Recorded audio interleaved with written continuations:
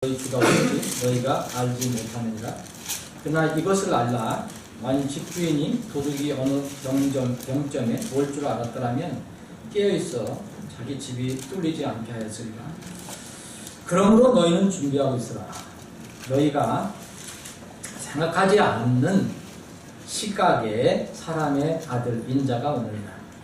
그런즉 자기 주인으로부터 그의 집안 사람들을 넘겨받아 다스리며 제때에 그들에게 양식을 나누어줄 신실하고 지혜로운 종이 누구냐.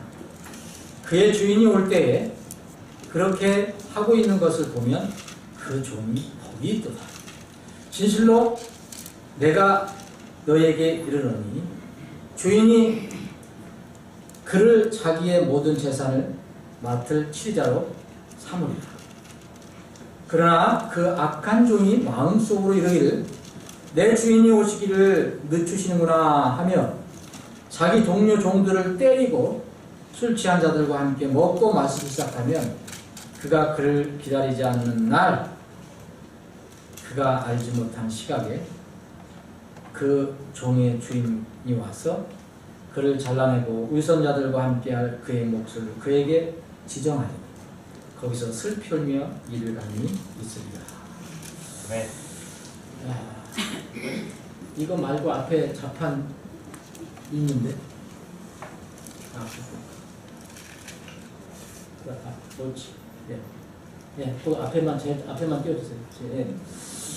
자, 제가 기도하겠습니다. 아버지 하나님 감사합니다. 오후에 다시 모여서 주님을 찬양하고 또 하나님께서 허락하신 말씀을 서로 나누며 마음속으로 무릎을 꿇고 주님을 경배합니다.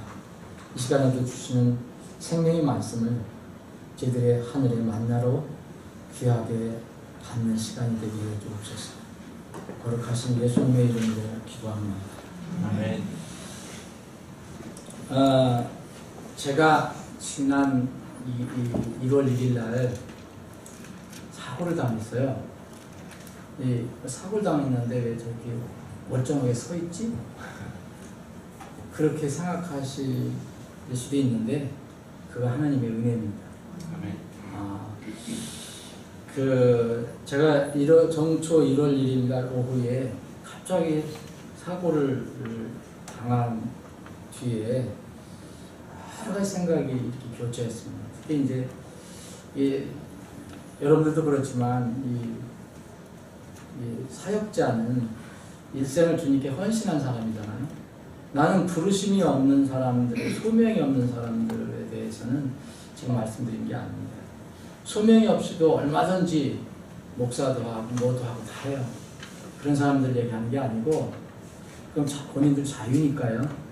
그런데 하나님의 부르심을 분명히 느끼고 거기에 이렇게 손들고 나온 사람이라면은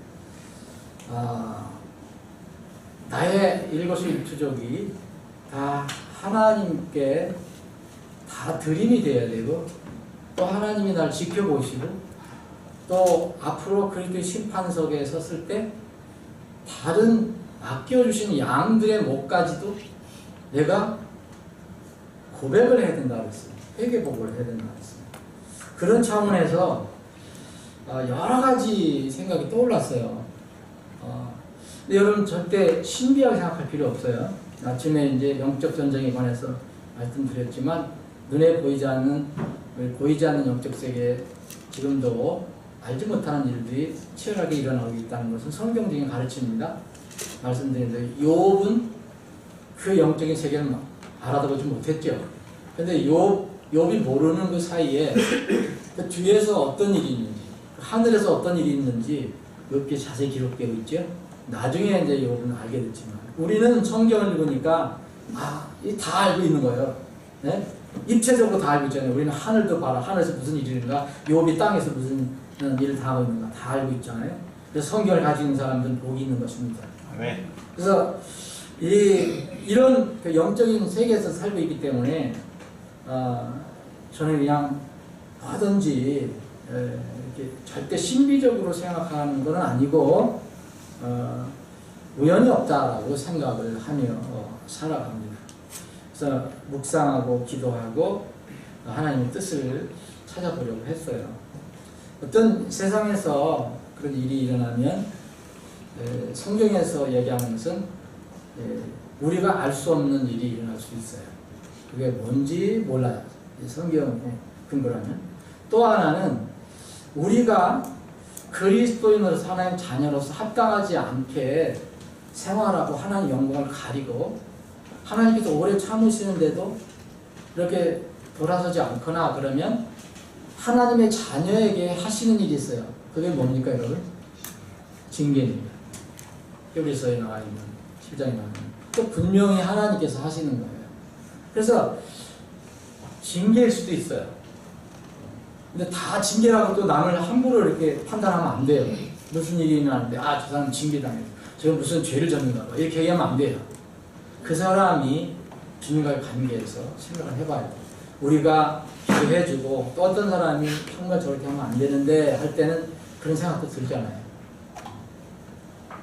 그래서 이런 제가 이제 처음 이런 일을 어떻게 당했는데 그래서 결론은 모르겠습니다. 징계를 받은 것 같지는 않은데 제가 뭘 주님 앞에 잘못한 게 있나 죄를 진 거 있나 이렇게 숨 쉬는 것도 때로는 어떤 때가 죄도 될 수 있잖아요.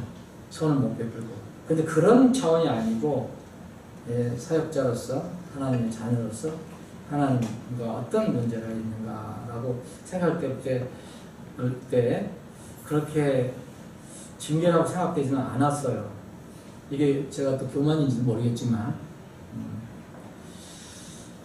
그래서 결론은 하나님께서 이제 새 2019년에는 너 정신 좀 차리고 기도하라 그런 뜻으로 내가 받아들였어요.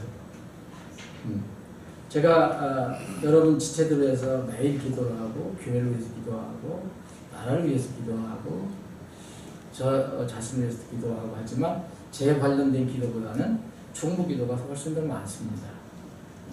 저는 그래서 정말 정신을 차리고 깨어서 기도하라라는 뜻으로 내가 일단 이렇게 내 스스로 결론을 내렸습니다.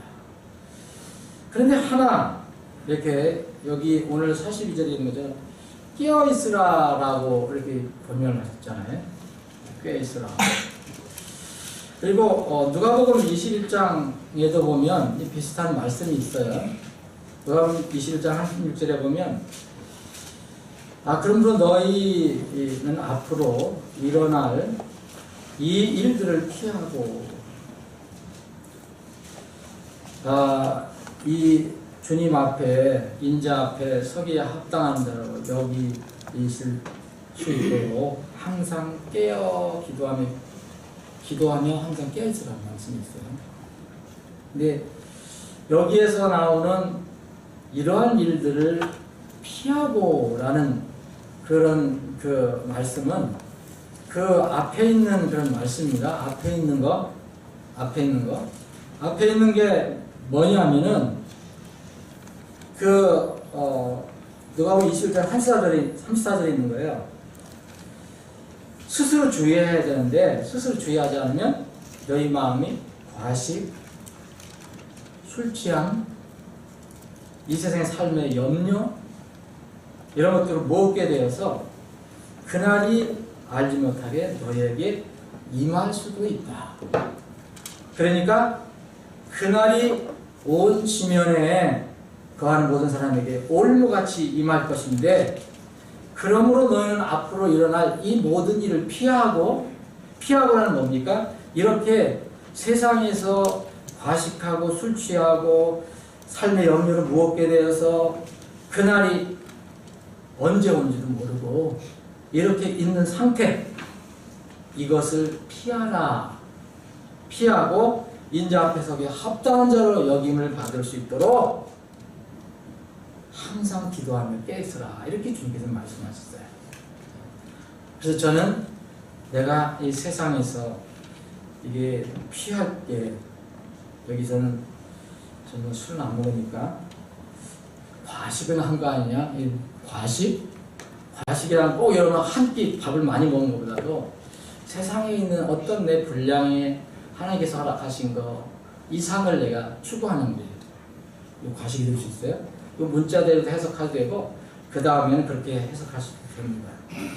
그리고 내가 세상의 염려로 무겁게 되는 것은 아닙니다. 이게 이제 사역자가 이러면은 여러분들은 더 자유롭지 못하겠죠.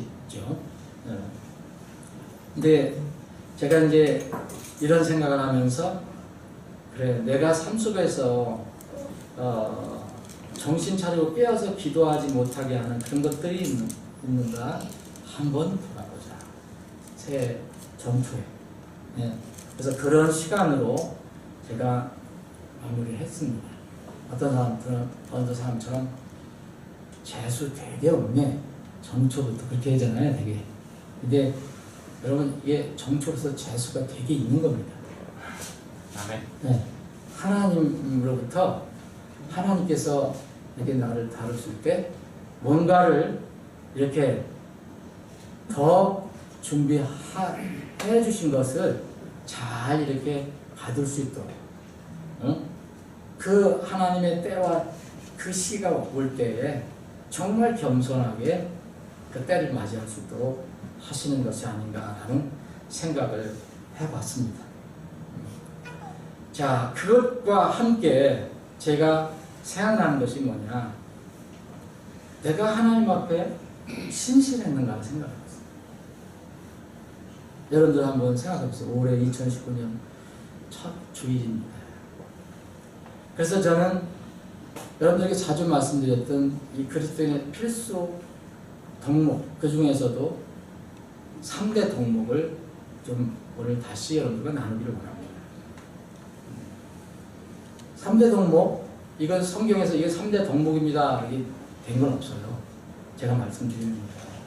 덕은 여러 가지가 있는데 저는 여러 가지 성경 말씀을 근거로 해보고 또 연결해보고 그러면 이 세 가지가 3대 덕목이 될 수 있다.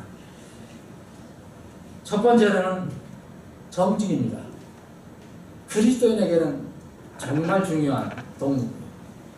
정직은 뭐의 반대입니까? 부정직한 거. 부정직은 뭡니까? 거짓이라는 거죠. 위선이 있을 수도 있고요. 그래서 그리스도인들은 거짓말하고는 상관이 없는 사람들이 되죠. 정직해야 됩니다. 그래서 사도행전 6장에 보면 그 예루살렘 교회에 식탁을 섬기는 사람, 그때 교회에 이제 홀로 된 사람들이라든지 가난한 사람, 불쌍한 사람들을 섬기는 일이 있었어요. 그 일을 섬기는, 지금 같으면 이게 이제 집사가 된 거예요. 디컨이 된 거예요. 근데 이 사람들을 사도들이 세우라고 할 때, 성령의 감동을 받아서 이렇게 뽑으라고 할 때 조건이 겁니다. 몇 가지겠지만 정직하다는 평판이 있는 사람을 뽑아라 그랬어요. 정직한 사람. 그래서 이 그리스도인의 3대 필수 덕목 중에서 첫 번째는 정직이라고 저는 생각합니다. 로마서 12장 17절에 보면 아무에게도 악을 악으로 갚지 말고 모든 사람들 앞에서, 눈앞에서 정직한 일들을 예비하라. 하나님 앞에 정직하고 사람들 앞에 정직해야 된다. 고린도후서 8장 20절부터 21절 보면 특히 물질에 관해서는 정직하라 얘기해요. 이것은 뭐냐면 그때 당시에 이제 모금을 하면요, 이거를 지금은 막 계좌이체 땡그당 하면 가잖아요. 그때는 그게 아니고 다 이렇게 싸서 어떻게 이 주머니를 만들어 갖고 그 어려운 길을 또 왔다 갔다 하고 전해주고 막 그런 일을 해야 했었어요. 그래서 그런 일을 맡은 사람들에게는 특별히 뭐가 필요했느냐면 정직이라는 덕목이 이렇게 필요했었어요. 그래서 여기 고린도 교회에 주신 말씀에서 보면 고린도후서 8장 20절 21절에 보면 우리는 우리가 집행하는 이 풍성한 선물은 허물을 얘기하는 거죠. 예, 아무도 우리를 비난하지 못하게 하려고 조심하며 주의 눈앞에서 뿐 아니라 사람들의 눈앞에서도 정직한 일들을 예비하는 거예요. 바울사도가 어떤 교회에서 이게 복음을 받으면 그것을 다른 교회에 전해주고 어떤 불쌍한 사람 전할 때 이 중간에서 이 일을 하는 사람들이 정직한 행동을 해야 된다. 정직하게 해야 된다고 그렇게 이야기한 겁니다. 그래서 이런 정직에 관해서는 뭐 여러 군데 많이 말씀이 나옵니다. 그러면서 2장 12절에 이방인들 가운데 너 행실 정직하라. 세상에서도 여러분 우리는 정직해야 됩니다. 정말 세상에서 상황 바뀌면 금방 바뀌는 사람 있잖아요. 내가 손해 날 때 엄청 순간에 바뀌는 사람. 이건 그리스도인으로서 합당하지 않은 것입니다. 그리고 특히 이 섬기는 사람들, 직장에서도 밑에서 일하는 사람들, 이런 사람들을 보면 여기 에베소 6장 5절로 7절에 보면 뭐라면 눈으로 섬기지 말라고 했어요. 아이 서비스. 그러니까 영어로는 이 세상에서는 립 서비스라고 하잖아요. 말로 하는 사람들, 입술로 섬긴다 그러잖아요. 그걸 립 서비스. 성경에서는요, 립 서비스라는 말은 없어요. 무슨 서비스가 있냐면 아이 서비스예요. 아이 서비스. 이 아이 서비스는 뭐냐면 사람들이 볼 때는 그렇게 하고 그렇지 않을 때는 안 한다는 거예요. 그래서 눈으로만 섬긴다 그래요. 아이 서비스. 이게 눈으로 섬기지 말고라 그래요. 골로새 3장에도 눈으로 섬기지 마라. 마음으로 섬겨라. 정직하게 섬기라. 라고 얘기합니다. 또 다음 덕목은요. 뭐겠습니까? 여러분 잘 아시는 겸손입니다. 겸손. 이것은 그리스도인이 아니어도 모든 사람들, 특히 유대인들은 이걸 잠언으로 지혜로우다 이렇게 많이 배웠어요. 그래서 잠언에 보면 겸손에 관해서 겸손과 교만에 대해서 말씀을 많이 하고 있어요. 성경 전체에 깔려 있어요. 이 주제는. 잠언 18장 10절에 보면 멸망에 앞서 사람이 교만이 그랬어요. 멸망에 앞서 사람이 교만이 있고 명예에 앞서 겸손이 있는다. 그 교만은 멸망의 선봉이다. 뭐 이렇게 우리 개혁성경으로 되어 있을 거예요. 앞잡이다. 좀 앞잡이 역할을 하는 거죠. 교만이. 근데 우리 그리스도인은 교만하고는 정말 거리가 있어야 됩니다. 겸손이라는 것은 그냥 사람들 앞에서 비굴하게 굴으라는 게 아니라요. 이 영적인 의미가 있어요. 예수님이 완전히 낮아진 상태로 오셨거든요. 섬기려고. 우리 그리스도인들로 그 주님을 따라서 자기를 높이는 게 아니라 남들을 높이는 게 아니라 낮추는 거예요. 이게 섬기는 자의 모습입니다.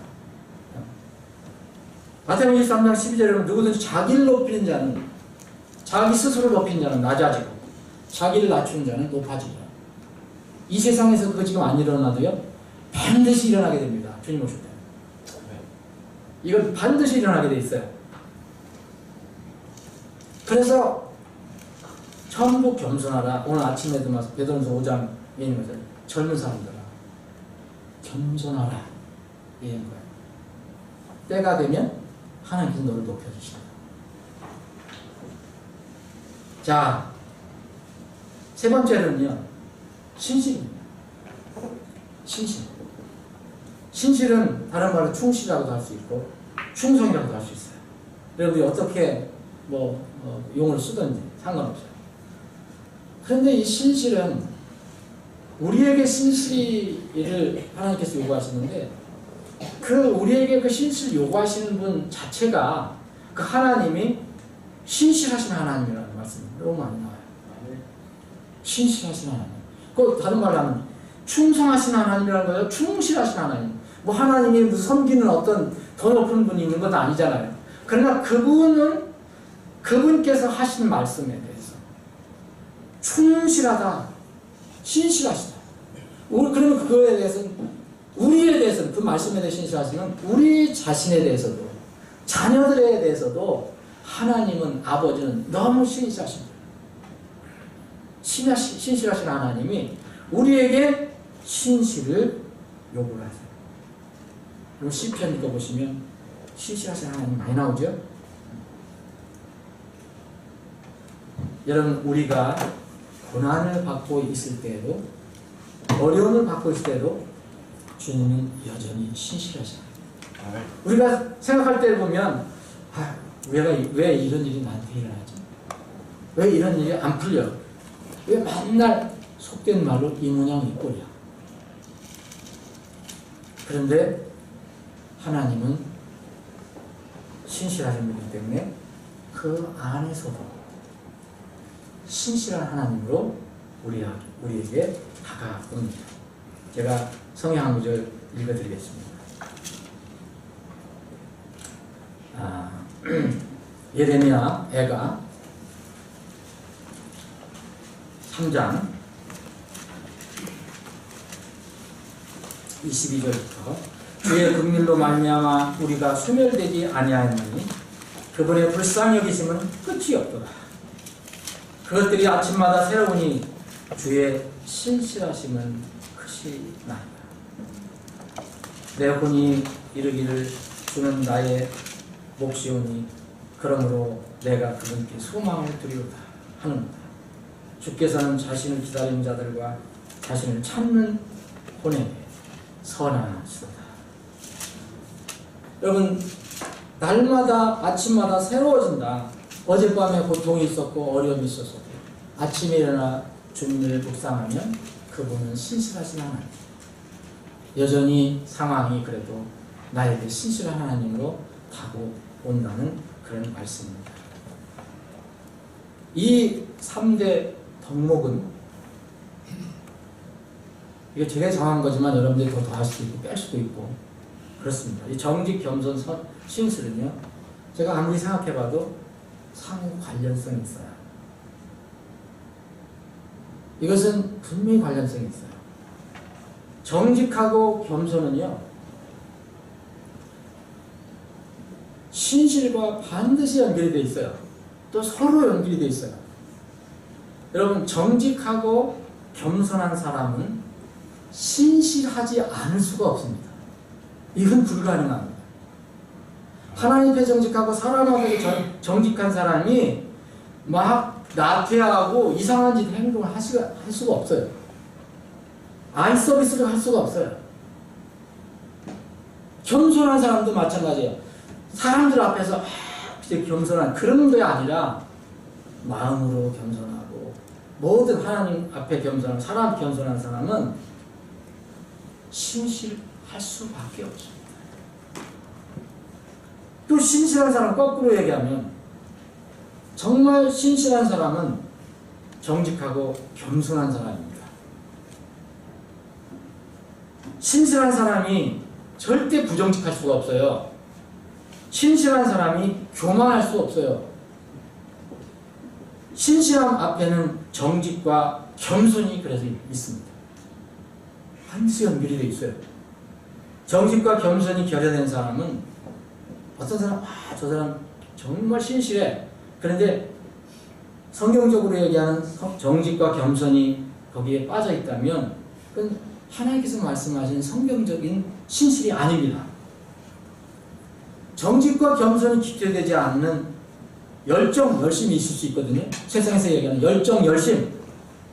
이건 하나님께서 말씀하시는 신실하고는 똑같은 것이 아니에요. 세상에서 얘기하는 열정과 열심. 그런 겸손과 이 정말 정직이 기초가 되지 않으면 하나님이 인정하시는 신실이 아닙니다. 왜냐하면요, 이 정직은 하나님의 말씀 진리 위에 세워지기 때문이에요. 진리 위에. 그래서 이 그리스도인의 3대 덕목은 하나님이신 하나님의 어떤 품성 중에 하나인, 속성 중에 있는 진리와 연결이 됩니다. 진리. 내가 곧 길이요 진리니 그러시거든요. 하나님은 진리시고 하나님 말씀도 진리고 예수 그리스도 진리예요. 그래 이 진리와 또 연결이 됩니다. 진리 위에 세워지는 것 3대 덕목이 바로 주님께서 원하시는 그런 덕목입니다. 왜냐하면 정직은 진리 위에 세워지는 것이고 겸손은 하나님과 사람 앞에서 세워지는 것이기 때문에 그렇습니다. 여러분, 진리가 아닌 것에 대한 열심, 열정이 있어요. 하나님이 아닌 것에 대한 세상의 다른 것을 향한 열정과 열심 얼마든지 있을 수 있습니다. 여러분, 근데 이것은 하나님께서 말씀하신 신실이 아니라 오히려 그 열정, 열심은 하나님이 싫어하는 악의 수단으로 쓸 수가 있어요. 여러분, 잠깐만 주의를 살펴봐도 심지어 여러분 이단 종파에 빠져있는 사람들 보면 배울 것이 있다고 그랬잖아요. 제가 뭘 배워야 됩니까? 그들의 열정, 열심은 배워야 돼요. 그들 나름대로 스스로 신실하다고 얘기하죠. 하나님께서 볼 땐 신실이 아니에요. 그건 인간의 열정과 열심이에요. 왜냐하면 그것은 말씀의 진리와 하나님 앞에서 정직하고 겸손한 것이 결여되어 있기 때문에 그래요. 성경이 말하는 신실이 아니라는 거예요. 그들의 열심을 내고 정말 부지런히 일하고 그러는 거, 그거는 그 자체는 우리가 본을 받아야 하지만 그것 자체가 성경적인 신실은 아닙니다. 자, 이런 하나님의 진리가 아닌데 빠져 있는 사람들을 나중에 주님 오실 때 심판할 때 그런 사람들을 그냥 단순하게 너 열심히 했기 때문에 너 신실한 종이라고 부를 수 있어요? 불가능합니다. 여러분, 마지막 때 주님께서 오실 때 다 사람들을 판단하는데 착하고 다음에 뭐죠? 열심히 있었던 종아, 그렇게 그러지 않으셨어요? 신실한 종아, 신실한 종아. 그래서 주님께서는 오늘 우리가 읽은 마태복음 24장에 또 보면 여기에서 여러분들이 그 용어를 주님께서 이렇게 말씀하신 용어를 다시 한번 생각해 보시기 바랍니다. 어떻게 주님은 이 사람들을 지칭하셨는지. 자, 마태복음 24장에 지금 뭐라고 그랬습니까? 45절에 보면 신실하고 지혜로운 종 이야기했잖아요. 그래서 신실하고 지혜로운 종이 돼서 내가 마지막에 올 때 그런 모습으로 드러난 종은 정말 복이 있다 이렇게 얘기한 거예요. 여기서 말씀하신 것은 미래형이요, 그죠? 그런데 이제 여러분 25장을 넘어가 보면 25장도 예수님 계실 때 미래형이지만 이건 이미 오셔서 심판하시는 내용이에요. 25장은. 그럴 때 어떻게 말씀하셨는가? 마태복음 25장 21절에 보면 착하고 신실한 종아 그랬잖아요. 신실이 다 들어갔죠. 네? 앞에는 지혜로운 종이라 했고 그 뒤에는 착한데, 자, 아까 열심 가지고 또 열정을 가지고 한 사람이 착함 속에 들어갈 수 없는 이유가 여기 있습니다. 자, 착하다는 것은 세상에서 얘기하는 그런 거 선한 일 조금 하고 저 사람 원래 착한 사람이요, 법이 없어도 사는 사람이야, 이렇게 얘기하는 그런 착함을 얘기하는 게 아니에요. 이 착함은 이건 원래 영어로는 굿이거든요. 굿은 좋다라고도 번역할 수 있어요. 이제 선하다고 번역할 수 있어요. 착하다고도 번역할 수 있어요. 근데 여러분 그 뒤에 보면은 26절에 보면 반대의 종이 나와요. 반대의 종을 뭐라고 얘기했냐면, 뭐라고 얘기했습니까? 악하고 게으른 종이라고 했잖아요. 자, 신실하고 게으른 거하고 대칭이 되죠. 신실하고 게으른 거. 왜 정말 다른 데 잘못 빠져서 열심을 낸 사람 있잖아요. 세상 일에 열심히 내고 열심히. 그런 사람들이 게으르다는 거예요. 하나님의 진리 위에 있는 것은 아무것도 하는 게 없었어요. 엉뚱한 걸 한 거예요. 게을렀어요. 하나님이 맡긴 데서는 전혀 하질 않았어요. 여기에 보면 엉뚱한 일이 바쁜 거예요. 여기에 보면은 또 있잖아요. 여기 24장에 보면은 언제 오실지 모른다. 그러니까 뭘 했어요? 언제 올지 모르니까 먹고 마시고 아까 누가 보면 있는 것처럼 세상에 이런 일들에 함몰되어 간 거예요. 여기 있는 사람은 그렇게 해요. 네? 정말 늦게 오는구나. 악한 종이 마음 먹고 그래서 자기에게 맡겨진 사람들을 때리고 술 취한 사람들과 먹고 마시고 이런 일을 해요. 이런 일을 얼마나 열심히 합니까? 근데 열심히 했다고 주님 얘기하지 않으시죠. 주님께서 말씀하셨습니다. 정말 게으른 사람, 아무것도 한 사람이 없어요. 근데 여기에 사악한 자라고 얘기했죠. 좋은 사람, 악한 사람의 차이가 뭡니까, 여러분? 좋다는 것은 단순히 좋다. 뭐가 좋다는 겁니까? 이 종은 지금 말할 것 같으면 질이 좋다는 거죠. 여러분, 이런 어떤 물건을 볼 때, 이거 질이 정말 굿이야. 품질이 좋아. 저거 그냥 완전히 아무것도 아니야. 이거 겉만 번들어라고. 옛날 중국산 같은 거. 근데 요새는 중국산도 좋아졌지만. 네? 그렇게 얘기하잖아요? 근데 여기는 뭐냐면, 악하다고 얘기했어요. 그것이 바로 하나님의 진리에서 벗어난 것. 이것은 다 악한 것입니다. 주님께서 마지막에 우리를 심판하실 때 이런 기준으로 우리를 심판하실 것입니다. 착하고 신실한 종, 착한 것은 뭐 좋은 일을 많이 한다는 게 아니라 그것도 뭐 필요하지만 하나님께서 주신 말씀 그 명령에 정말 선한 마음으로 선한 품질이 되어서 좋은 품질이 되어서 종의 품질이 되어서 그렇게 일을 한 사람, 신실하게 일한 사람을 말합니다. 아멘. 누가복음 8장 15절에 보면 이 씨 뿌린 자의 비유해서 마태복음에 나와 있는 4가지 마음밭 비유가 나오잖아요. 그 비유를 또 얘기한 게 있어요. 누가가 또 기록한 게 있어요. 누가복음 8장 15절에 보면 여기서 이렇게 이야기하고 있어요. 말씀을 듣고 정직하고 선한 마음 속에 그것을 간직하여 인내로 열매를 맺는 자라고. 여기서 정직이라는 말이 또 나와요.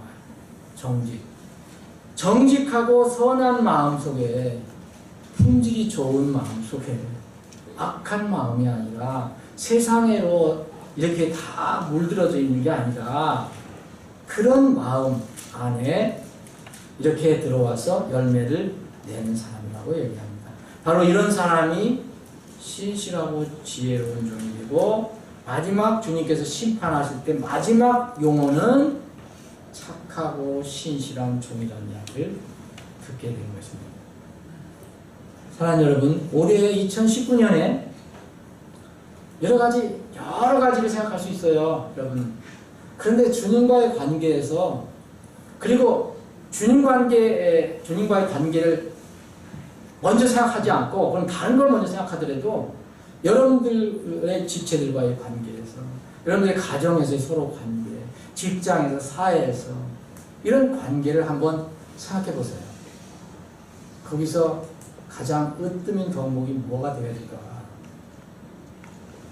바로 이 정직, 겸손, 신실인데 내가 마지막에 주님께서는 너 정직했다, 너는 겸손했다 그렇게 얘기하지 않으시고 착하고 신실한 종이라고 얘기를 하십니다.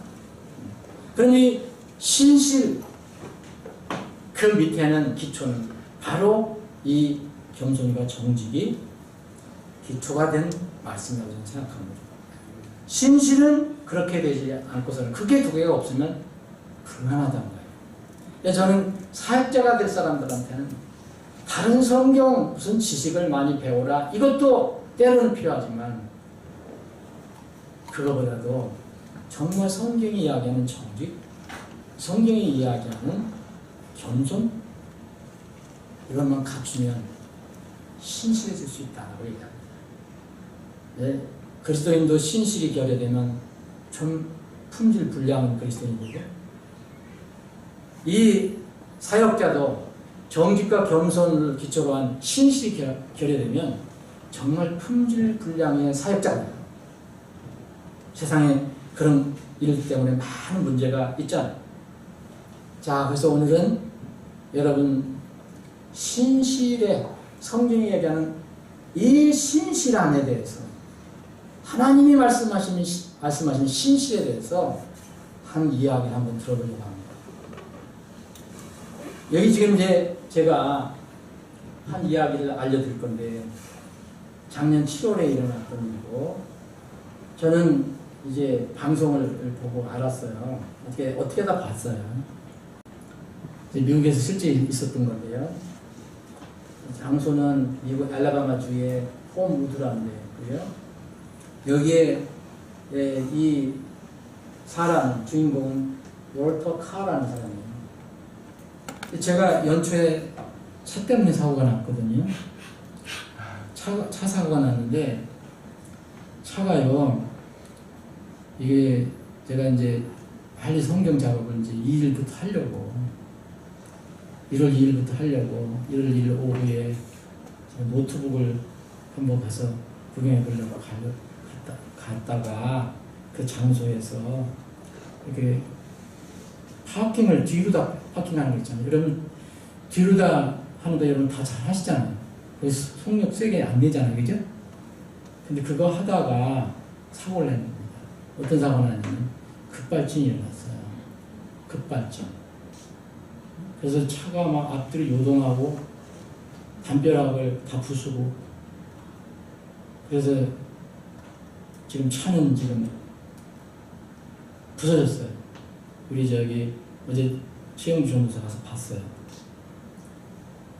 그런데 얼마나 감사한지 저하고 타고 있었던 우리 집사람은 그래도 다친 데가 없습니다. 정말 감사해요. 차는 완전 찌그러졌어요. 근데 우리 집사람만 지금 어깨하고 머리 조금 부딪혀갖고 물리치료 받고 있는데 큰 문제는 없어요. 저는 충격이에는 아무것도 없어요. 아 진짜 어디 손 하나 어떻게 다친 데가 없어요.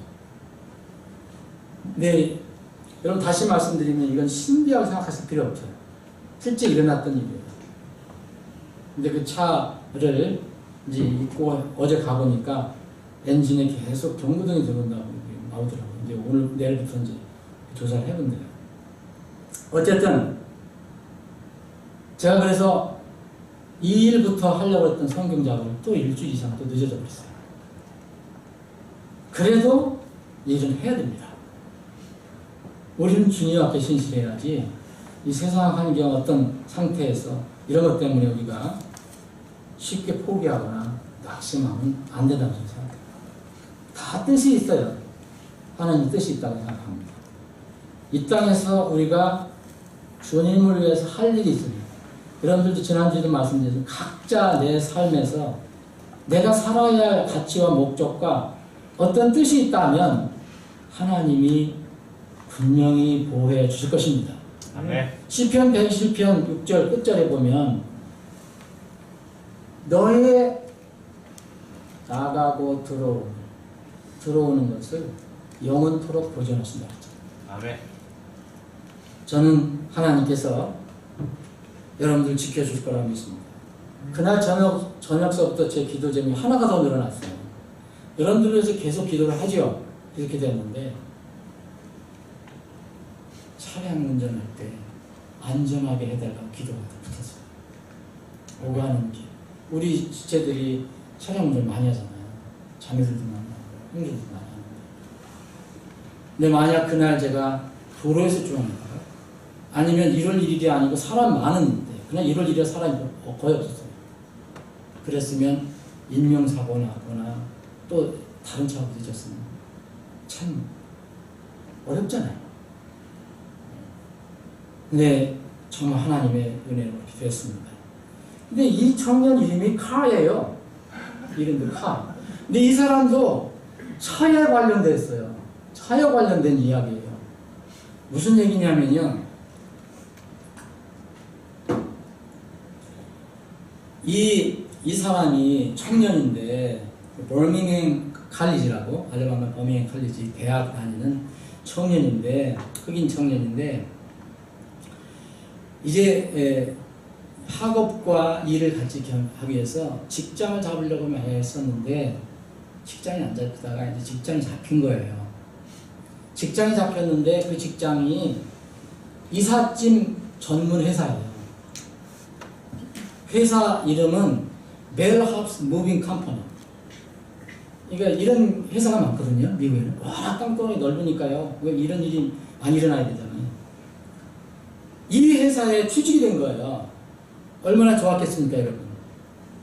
그런데 내일 출근일 어느 장소에 너 첫 출근하라 이렇게 이제 명령을 받았는데 그날 저녁에 차를 점검해 보니까 고장이 난 걸 발견한 거예요. 저녁에. 그게 2003년형 닛산 중고차라는데 예? 고장 난 것을 한 거예요. 아 근데 이게 어떻게 저물으니까 어떻게 할 수가 없잖아요. 저는 이제 이 스토리를 여러 가지 들었어요. 한 군데만 들은 게 아닙니다. 그래서 이제 종합해서 맡드리는 거예요. 그래서 자기가 가야 할 그 첫 직장, 첫 출근, 거기 가야 하는데 자기가 있는 곳으로부터 약 20마일 떨어져 있어요. 20마일이면 32km, 우리 리수한 80리예요. 80리. 거기에 그걸 가야 돼요. 첫 직장 출근해야 돼요. 그래서 이제 급해서 친구들한테 전화를 한 거죠. 이렇게 나 좀 태우다가 나 거기 아침 8시까지 가야 되는데 좀 태워줄 수 있냐. 그랬더니 우리한테 부탁하면 다 틀어줄 건데, 그지? 우리 박인수 자매님한테 부탁하면 벌써 들어줬을 건데. 네? 다 거절한 거예요, 친구들이. 아, 내가 안 된다. 사정이 이렇게 해갖고서. 아, 어렵다. 그래서. 그게 어떻게 해야 됩니까? 여러분 어떻게 하겠습니까? 직장을 그만둬야 되는, 그만둘까? 에이, 또 어찌 뭐. 그럴 수 있잖아요. 나이 20살, 우리나라들은 21살이면. 그런데, 어떻게 했을까요? 여러분.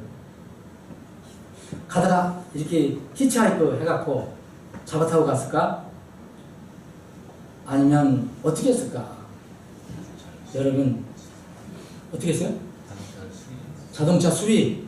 저녁이나 수리도 안 돼요. 돈이 그거 자동차 수리비가 몇천 달러 든다 그래요. 밤새도록 걸어갔을까? 이야, 이제 임집사님은 진짜 맞네. 임사님 그렇게 했을 것 같다. 이 청년이 다른 방법이 없으니까 내가 직장 첫 출근하니까 가자. 그래서 걸어가기로 결정합니다. 그리고 미리 4시간을 잠을 자고 밤 12시에 거기 출발합니다. 그 밤에요. 깜깜한 밤에. 여러분들 아시죠? 미국은요. 깜깜한 밤에 잘못 자다가 총 맞아 죽어요. 네? 잘못하면 경찰도 쏘거든요. 근데 이 청년은 오직 거기 나를 채용해 준 그 회사에 첫 출근인데 거기 가야 한다는 일념으로 가게 된 것 같아요.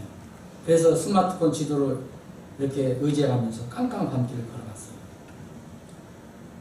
아, 보니까 아침 7시네요. 예, 아침 7시 일터에 도착해야 한다. 그런 생각밖에 없어요.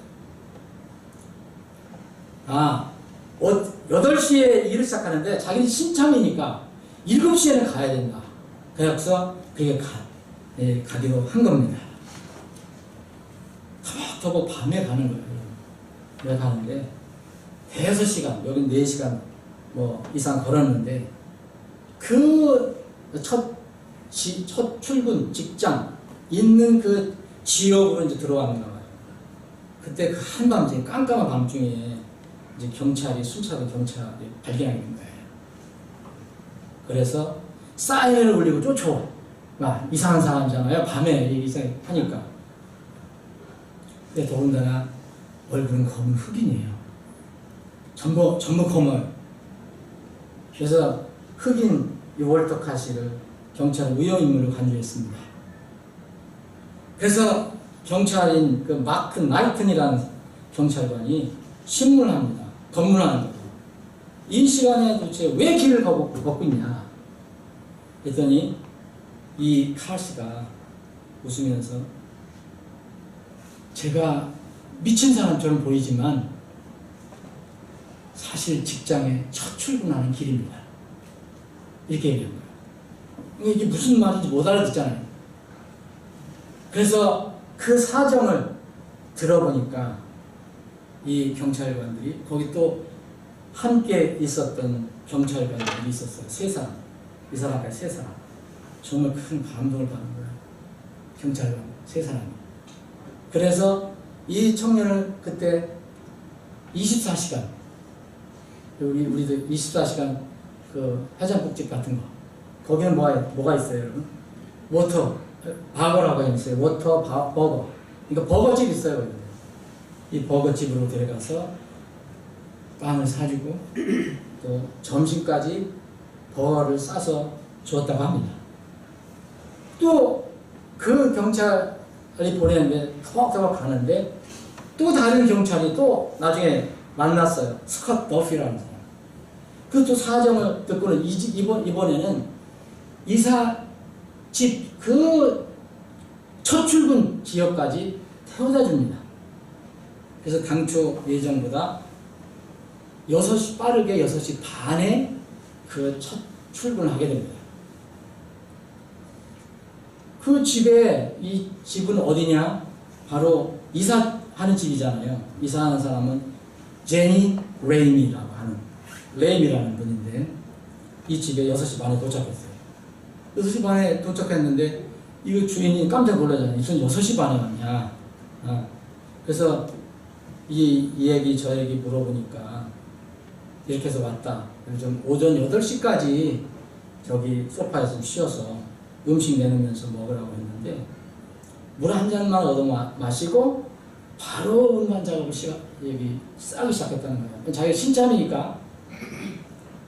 그래서 그 레이미 씨는 정말 너무너무 기특해갖고 이것저것 다 물어봤더니 2005년 루이지애나 뉴올리언스에 여러분 그 엄청난 재앙이 일어난 거 알죠?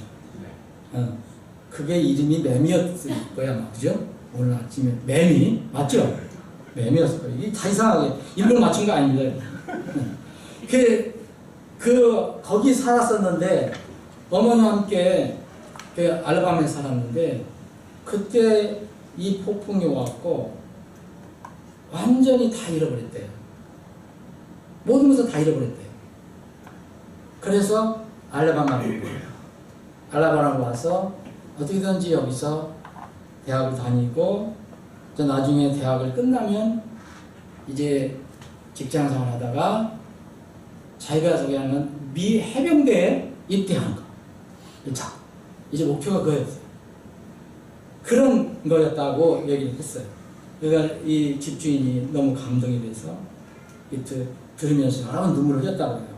그래서 그 남편이 크리스라는 사람인데 언론과 인터뷰할 때 정말 이 사실에 너무 감동을 받았다. 자기들의 삶을 돌아봤다. 그러면서 이 청년의 열정, 이 사람들 열정이라고 표현했어요. 저는 신실이라고 봅니다. 신실. 작업 정신에서 감동받아서 자기들이 페이스북에 올렸어요. 그 주인의 페이스북에. 그래서 순식간에 이게 소셜미디어라고 해서 퍼져나갔잖아요. 근데 이 소식을 들은 이 회사 벨헙 모빙 컴퍼니 사장이 이걸 알게 된 거예요. 뭐 사장이 그 이삿짐 센터에 올 리가 없잖아요. 사장이 이걸 알게 돼요. 이 사장 이름은 루크 마클린. 이 마클린 사장이 테네시에 있는데 테네시주 채테너거에서 달려왔어요. 이거 달려왔어요. 이 사람 근데 루크 마클린 사장은 하버드대 경영대학원 출신의 30대 자수성가형 사장이라고 했잖아요. 근데 이 청년 이야기를 듣고 이제 자기 젊은 시절에 자신을 보는 듯했다. 자기도 이렇게 고난 속에서 이렇게 살아왔던 것 같아요. 지금은 자성했지만. 그래서 이렇게 얘기합니다. 마클린 사장은 우리 회사가 지향해야 할 바를 몸으로 보여준 월터 칼 분에게 감사한다. 월터 카시와 같은 팀으로 일하게 돼서 기쁘다. 월터는 쉽고 편한 일만 찾은 젊은이가 아닙니다. 그는 어린 나이에 직장의 소중함을 벌써 알고 있다. 라고 이렇게 칭찬한다고 되어 있어요. 이제 집주인이 이 카시는 카시를 위해서 고장난 차를 그 얘기를 들으니까 차가 고장이 나서 밤새도록 걸어왔다고 그러니까 이 차를 수리할 수 있는 돈을 페이스북에 모금했어요. 미국은 그걸 잘하거든요. 근데 그 모금을 해서 이게 이제 그 카군에게 주어서 차를 수리하게 하려고. 근데 이제 이 소식을 들은 사장은 또 다른 생각을 가지고 있었어요. 그래서 이 차장은 이제 이 사람 만나고 카군을 만나기로 했는데 일종의 서프라이즈 파티 같은 걸 준비한 거예요. 그러니까 본인은 모르게 파티를 해주는 형식으로. 그래서 이날 다 모이게 된 거예요. 그 조그만 시골 동네 조그만 호텔에 모였는데 햄버거를 사주면서 격리했던 그 경찰관들, 또 이 집주인, 또 이 그 회사 사장, 그리고 동료들까지. 근데 여전히 이 속을 모르고 온 분은 차가 없었기 때문에 행사장까지 또 30분 걸어갔대요. 그래서 거기 막 그 카시가 도착했을 때 그 모금한 것도 물론 전해졌겠지만 이 사장은 뭘 생각했냐면 이 우리 회사의 상징이다. 그래서 사장 카시가 타고 있던 그 자기 차 2014년 포드 스포츠 유틸리티 SUV 이 키를 카시에게 넘겨줍니다. 근데 이 자기는 이게 넘겨준다고 이 자기 왜 그런지 몰라갖고 근데 네 거다 너를 위해 준다. 그게 지금 받는 장면이 나와요. 그래서 사장이 그렇게 해서 넘겨줍니다. 물론 레이미 씨가 고장난 차를 위해서 준비한 그 돈은 정말 이렇게 원래는 $2,000를 모금할 때 $2,000 수입비가 $2,000라면 한 200만 원 드는 거죠, 우리나라 돈으로. 근데 그날 만나는 날까지 무려 12,193달러가 모금됐어요. 그래서 이거는 그럼 차는 사장이 줬으니까 어떻게 해야겠나? 학비로 쓰라고 전해졌다. 자, 그러면서 이 청년이 얘기합니다. 제가 그날 밤 거의 7시간을 걸었는데 솔직히 다리가 아팠습니다.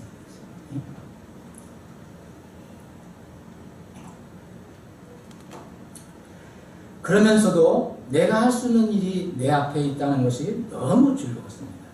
그래서 걷고 또 걸어도 힘든 줄 몰랐습니다. 칼군은 오랜 기간 동안 노력해서 얻은 첫 직장에서의 일을 제대로 해보고 해내고 싶었습니다. 나는 나 자신을 스스로를 패배시키고 싶지 않았습니다. 아무리 어려움이 있더라도 이겨낼 수 있다고 믿었습니다. 또 그는 부모님으로부터 늘 다른 이들을 도우라는 말씀을 배웠습니다. 하나님께서 시련을 줄 때는 이유가 있다는 것을 저는 압니다. 감사를 드립니다. 이것이 이 청년이 한 말이에요. 지금 보여드리는 것은 그냥 방송에 잠깐 나오는데 저는 여러 가지 여러 방송에 나온 거를 다 이렇게 모아서 대충 이렇게 정리를 해드린 겁니다. 사랑하는 여러분, 신실을 제가 오늘 말씀드렸어요. 주님은 우리에게 신실한 분이에요. 우리는 주님께 신실합니다. 이 흑인 청년, 비록 직장 이야기지만 이 사람은 하나님에 대한 믿음을 가지고 있어요. 크리스찬이에요. 내가 하나님을 믿지 않는 사람이면 이 인용을 잘 안 하려고 했는데 하나님을 믿는 사람입니다. 그래서 하나님께서 나에게 시련을 줄 때는 무슨 이유가 있다고 저는 믿습니다. 감사를 드릴 뿐입니다. 자, 이것을 잠깐 동영상을 잠깐 보시고 한 1분 정도밖에 안 돼요. 보시고 기도하는 시간 갖겠습니다. 이거 끝이.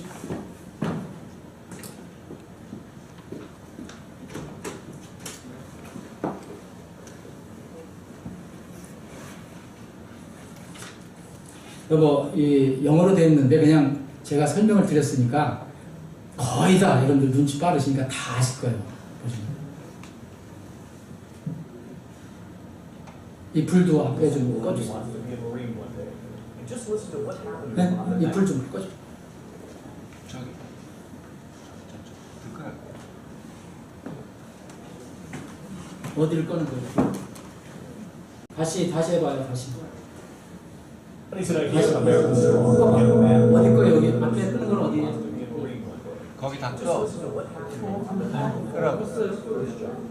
Walter Carr of Homewood, Alabama, is getting ready to start his first day on the job. His first job. That's before he started with that moving company. His car broke down. So Walter started walking 20 miles to get there, starting at midnight.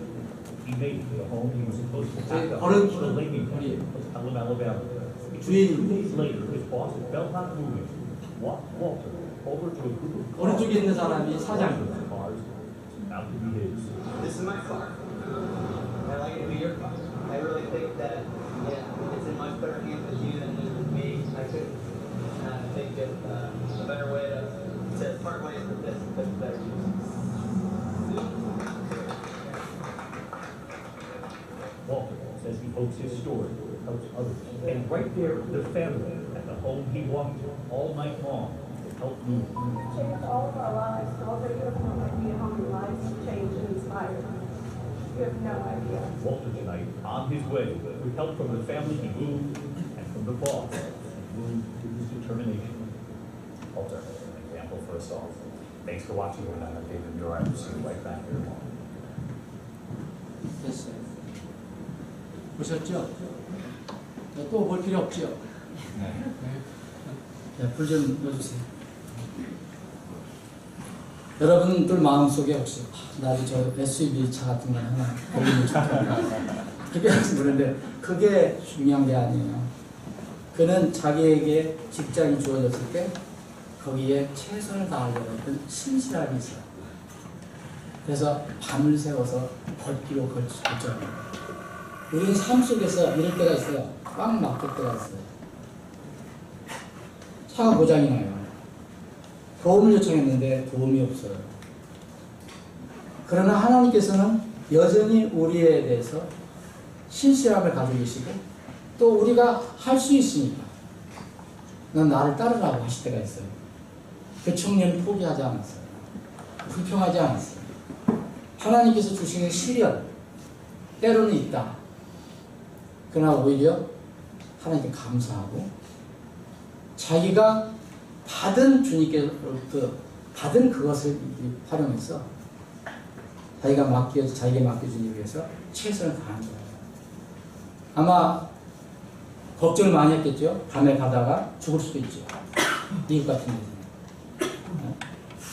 그리고 거기에 걸어서 도착할 수 있을지도 모르겠고. 그러나 하나님께서는 그의 신실함을 그대로 놔두지 않으셨어요.